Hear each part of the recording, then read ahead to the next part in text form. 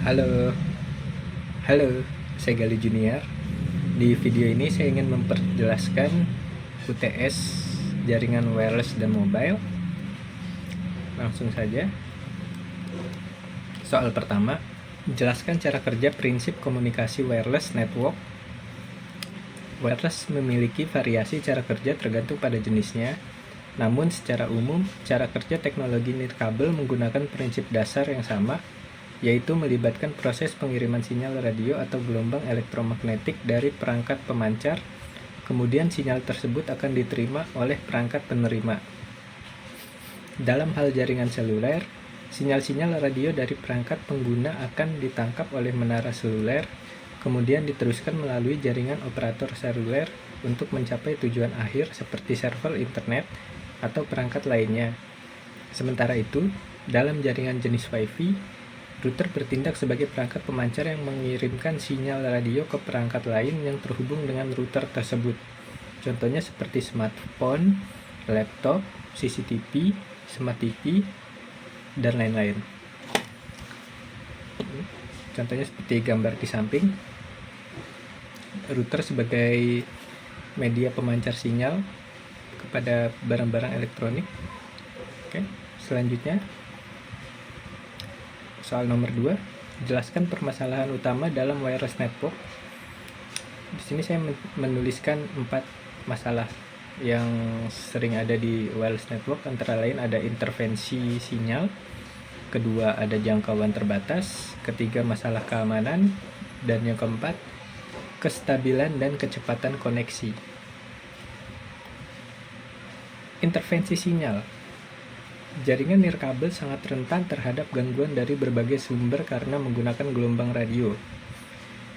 Salah satunya penghalangan fisik seperti dinding tebal, perabotan besar, dan lantai dapat menghalangi atau melemahkan sinyal Wi-Fi secara signifikan, menciptakan area mati.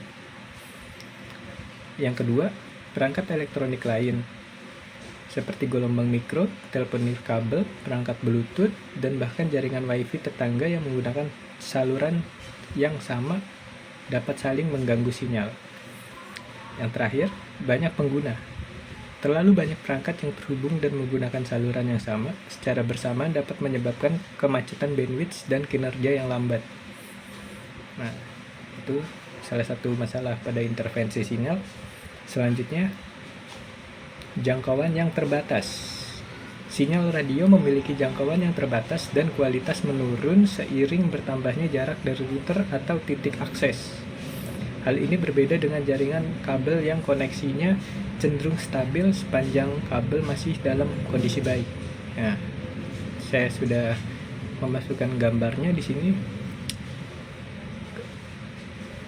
Posisi ideal untuk menaruh router, ya kan? Seperti di contoh yang pertama, ini di ruang tamu dan di sampingnya ada kamar, tapi posisi routernya ada di pojok kiri, itu kurang merata ya. Yang bagus di posisi routernya ditaruh di tengah tembok. Oke, yang ketiga, masalah keamanan.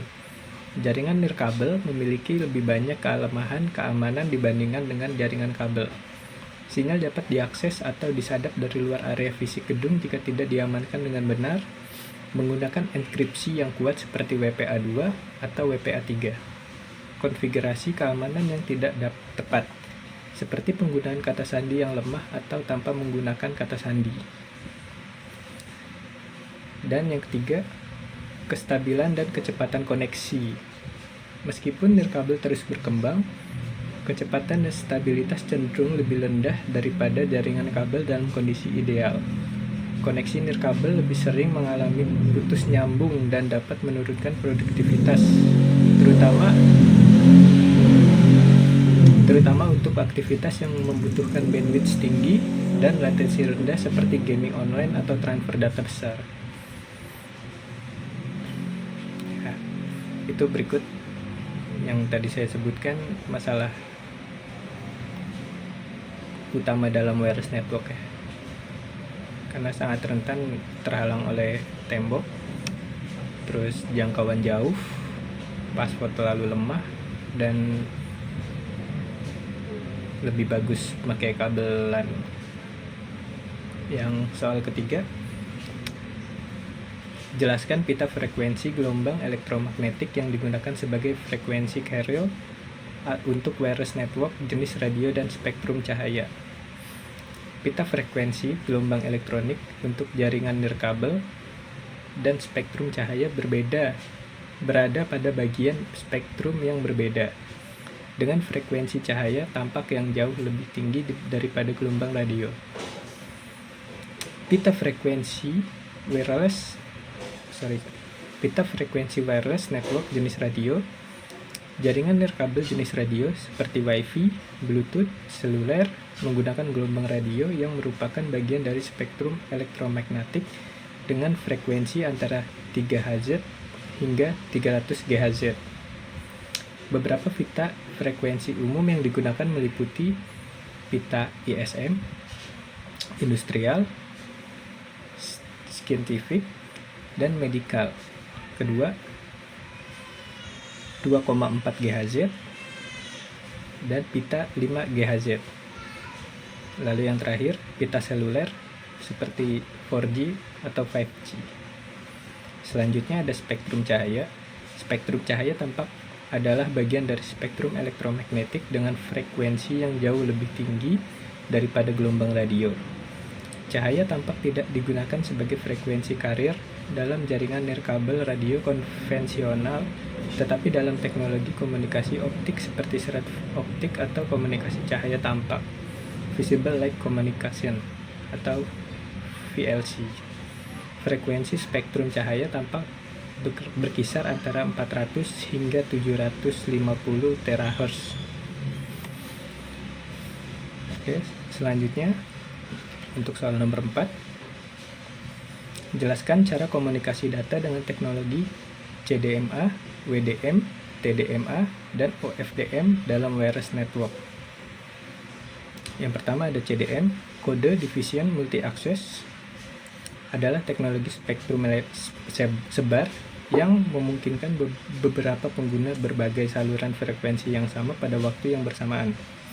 Cara kerjanya, setiap bit data dari pengguna dekodekan menggunakan kode unik disebut spreading code atau kode sebar yang berfrekuensi lebih tinggi. Sinyal yang dikodekan kemudian disebarkan ke pita frekuensi yang lebar. Di sisi penerima menggunakan kode unik yang sama persis untuk mendeteksi dan mengekstrak sinyal yang dimaksud. Sinyal dari pengguna lain yang menggunakan kode berbeda akan tampak seperti draw atau noise dan diabaikan. Contoh aplikasinya digunakan secara luas dalam jaringan seluler generasi kedua atau 2G dan ketiga atau 3G seperti CDMA1 dan CDMA 2000. Selanjutnya ada WDM atau Wavelength Division Multiplexing. WDM pada dasarnya adalah teknologi yang dirancang untuk komunikasi serat optik, bukan nirkabel atau wireless. Cara kerja WDM bekerja dengan menggabungkan beberapa sinyal optik yang memiliki panjang gelombang yang berbeda dan mengirimkan secara simultan melalui satu helai serat optik. Setiap panjang gelombang bertindak sebagai saluran data yang terpisah. Di ujung penerima, sinyal-sinyal ini dipisahkan kembali berdasarkan panjang gelombangnya masing-masing. Teknologi desain WDM digunakan untuk efisiensi bandwidth yang sangat tinggi pada jaringan inti. Oke, selanjutnya ada TDMA, Time Division Multi Access, adalah metode yang membagi saluran komunikasi menjadi beberapa slot waktu yang berbeda. Cara kerjanya, seluruh spektrum frekuensi yang tersedia dibagi menjadi beberapa kanal frekuensi, dan setiap kanal frekuensi tersebut dibagi lagi menjadi beberapa slot waktu. Setiap pengguna dialokasikan slot waktu tertentu secara bergilir. Pengguna mengirimkan data hanya selama slot waktu yang diterima menjadi jatahnya. Dengan cara ini, beberapa pengguna dapat berbagi satu frekuensi yang sama tanpa saling mengganggu, karena mereka menggunakan frekuensi tersebut pada waktu yang berbeda. Contoh aplikasinya merupakan teknologi dasar dalam sistem Global System for Mobile Communication atau GSM di jaringan 2G. Yang terakhir, OFDM atau Orthogonal Frequency Division Multiplexing adalah skema modulasi digital, bukan metode akses jamak murni, meskipun ada turunannya OFDMA. Cara kerjanya memecahkan aliran data berkecepatan tinggi menjadi beberapa aliran data berkecepatan lebih rendah dan mengirimkan secara paralel melalui banyak subcarrier frekuensi ortogonal atau saluran frekuensi kecil yang saling tumpang tindih tanpa mengganggu satu sama lain. Teknik ini sangat kuat dalam mengatasi interferensi antara simbol atau isi dalam fading multijalur yang sering terjadi di lingkungan nirkabel. Aplikasinya contohnya digunakan dalam banyak standar nirkabel modern termasuk Wi-Fi, 4G, 4G LTE, dan 5G. Yang terakhir, untuk soal nomor 5, jelaskan peran utama OSI layer dalam wireless network.